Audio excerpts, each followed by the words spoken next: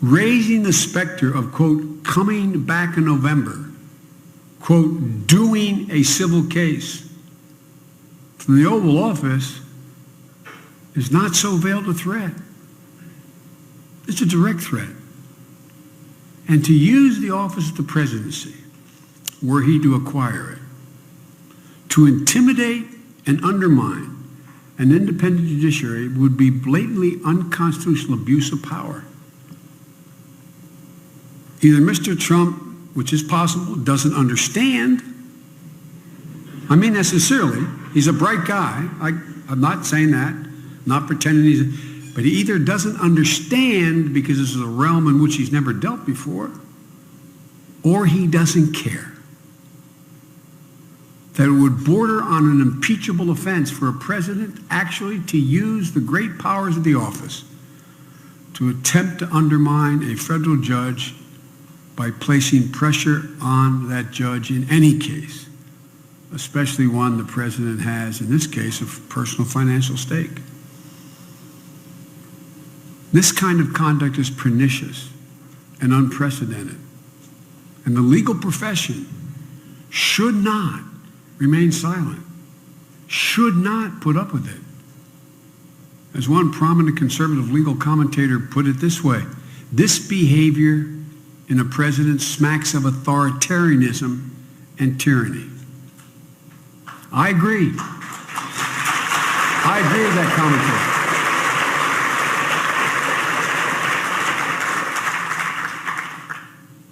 You all know this as well or better than I do. Our founders created an independent judiciary because, as Hamilton wrote in Federal 78, quoting Montesquieu, there is no liberty if the power of judging is not separated from the legislative and executive powers. I find Donald Trump's conduct in this regard reprehensible, evidenced by the bipartisan condemnation of the action for what it is, a dangerous attack on a vital pillar of democracy, the independent judiciary, by threats of intimidation, and undercutting the legitimacy of a judge by suggesting that because of his heritage, he's incapable of being fair. In addition to this, it is racist. In addition to this.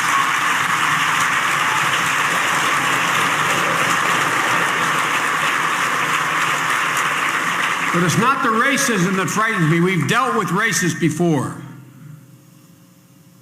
It's the potential impact on the court.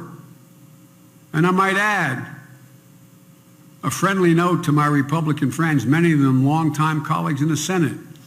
They assail Trump's unacceptable and wrong sense of the judiciary, yet refuse to confirm a judge of unquestionable credentials to the Supreme Court so that Mr. Trump can fill that vacancy.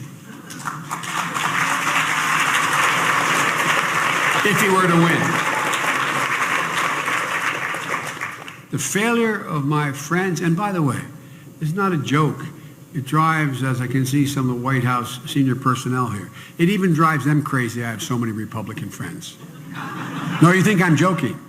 If you notice, as they'll tell you, anytime we have a crisis, send Joe. It's like that old commercial for Life cereal. Mikey will eat it, send Joe. It's because with all this dysfunction, I still genuinely respect the Senate. It's the greatest honor of my life have served in the United States Senate as long as I have. And the vast majority of my Republican colleagues know better. This is an age of intimidation by gigantic contribution capability from certain areas and because of the consequence of gerrymandering. But the bulk, the reason I don't lose faith is the bulk know better. The bulk know better.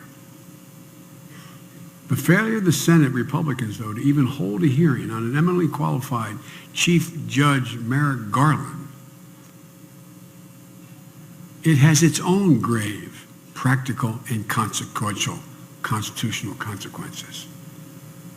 When our framers drafted the Constitution, they envisioned separateness but interdependence, autonomy but reciprocity, That's what they envisioned. Otherwise, there's no way these three equal branches of government could function for the well-being of the republic.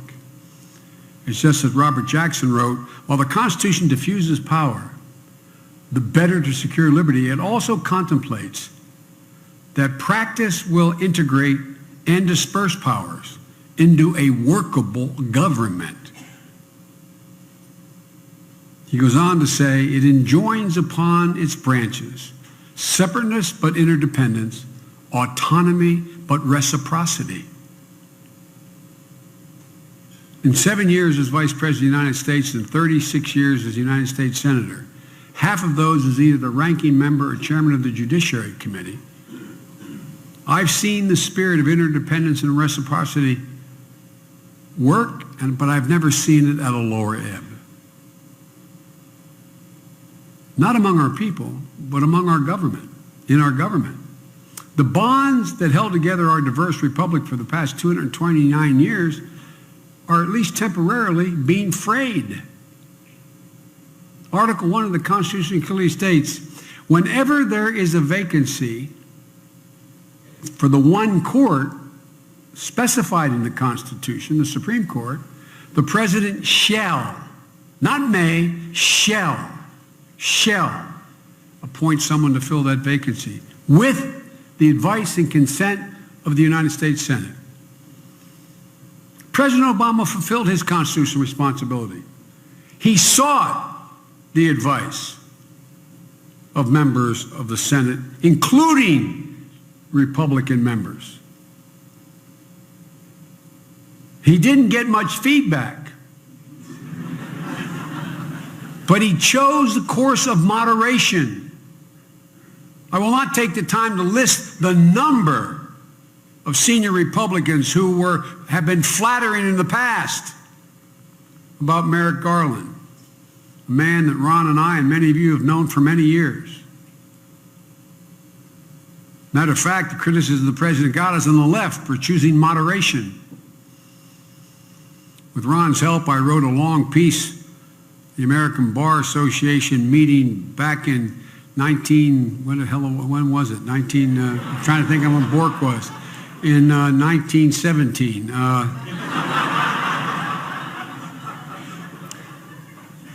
Talking about how, what the role of the Senate was and what advice and consent meant.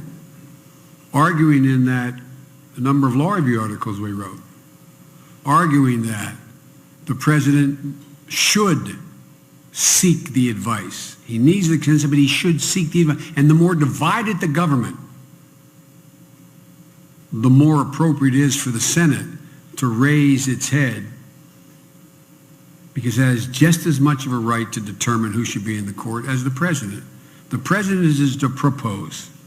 The Senate dispose of the proposal. Yet the Republicans in the Senate have totally abdicated their responsibility by refusing even to hold a hearing in the United States Senate Judiciary Committee, which it's not required to hold a hearing under the Constitution. For the longest time, none were held.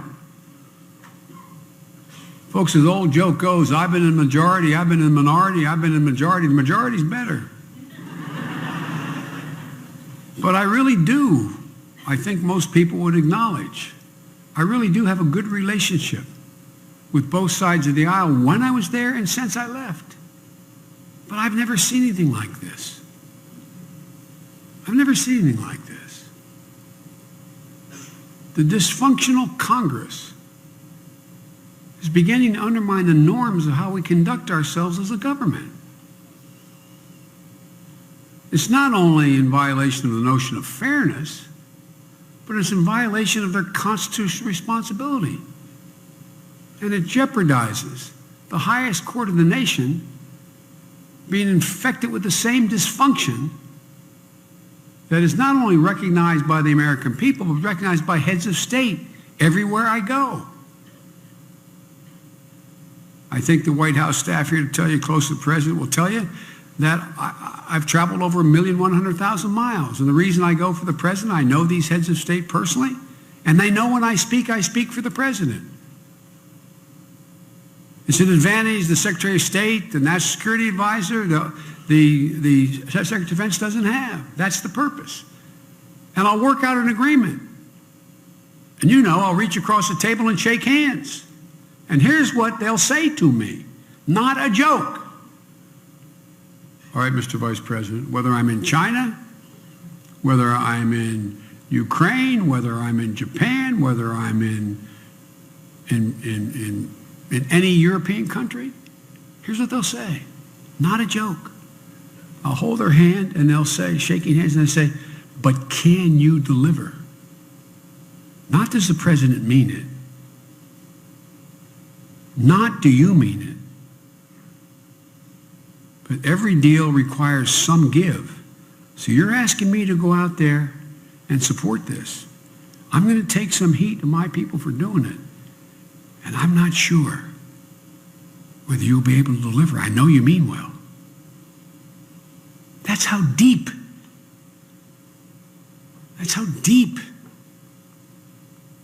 the dysfunction of the Congress has spread. Let me be clear. What you all know, advice and consent includes consulting and voting. And nobody has suggested, particularly me, that any senator has to vote yes on any particular nominee. Voting no is their right and their option. It's an option of every senator to be able to exercise the right to vote no. But saying nothing, seeing nothing, reading nothing, hearing nothing, and deciding in advance to do nothing before the president even names a nominee is not an option our founders contemplated. Or, and I would argue, or one that the Constitution leaves open. In my time as the ranking member or chairman of the Judiciary Committee, I presided over 8 justices, 9 total nominees to the Supreme Court, more than anyone alive, I'm embarrassed to say. I've supported most, I've voted against some. But every single nominee got a hearing. Every single nominee got out of committee to the Senate floor. Even those nominees who did not receive a majority vote in the committee, because I believe the Constitution says the Senate shall advise and consent, not the Judiciary Committee. Every single nominee, including Justice Kennedy in an election year, got an up and down vote by the United States Senate.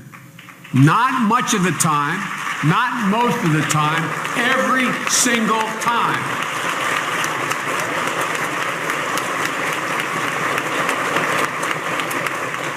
Now, unable to square their unprecedented conduct, which they began to call the Biden rule, until they realized what the Biden rule is, the Constitution. My friends, and they really are my friends, Mitch McConnell and Chuck Grassley. My friends are now trying another tact. They ask, what difference does it make whether there are 8 or 9 members of the court? By the way, at one point we had 8 members in our history. One point there were 8. There's not always been 9. But I believe, and I'm sure you do, that it makes a great deal of difference. We all know that the Supreme Court's rulings make a significant difference in the everyday lives of the American people. More than 2 centuries ago, Justice John Marshall famously declared the court, quote, has the duty, not has the right, has the duty to say what the law is. Not an opinion, a duty. The Supreme Court has a solemn duty in disabling the court, which is so clearly ideologically divided at this moment, as it has been in other times in our history, by keeping a seat vacant for hundreds of days, because that's what it'll end up being if we don't get a vote this year, matters not just because of the uncertainty it perpetuates, but because of the way it fractures our country. None other than Justice Scalia wrote, If you have 8 justices in the case, it